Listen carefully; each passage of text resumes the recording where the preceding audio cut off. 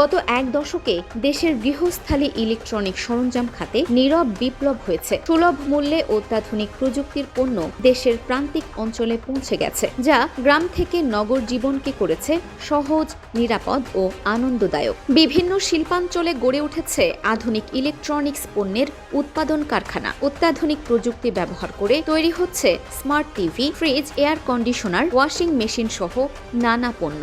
একসময় এসব পণ্যের বেশিরভাগই বিদেশ থেকে আমদানি করা হলেও এখন স্থানীয়ভাবেই তৈরি হচ্ছে। ফলে কমছে উৎপাদন খরচ, বাড়ছে কর্মসংস্থান, আয় হচ্ছে বৈদেশিক মুদ্রা। গুণগত মান ও সাশ্রয়ী দামের কারণে বিশ্ব জয় করেছে বাংলাদেশের তৈরি ইলেকট্রনিক্স পণ্য।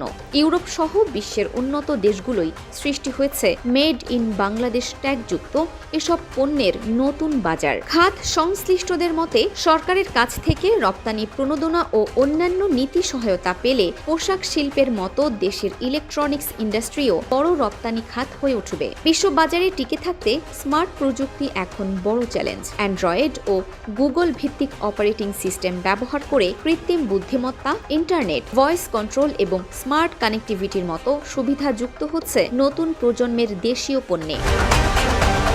দেশের অভ্যন্তরে প্রতি বছর 25 থেকে 30 লাখ ইউনিট ফ্রিজ বিক্রি হয়। গত বছর দেশে প্রায় 6 থেকে 7 লাখ এসি বিক্রি হয়েছে। বর্তমানে দেশে টিভির বাজার পৌনে 6,000 কোটি টাকার। বর্তমানে দেশে সব পণ্যের প্রায় 10,000 কোটি টাকার বাজার রয়েছে। সরকারও এই খাতে নীতি সহায়তা দিচ্ছে।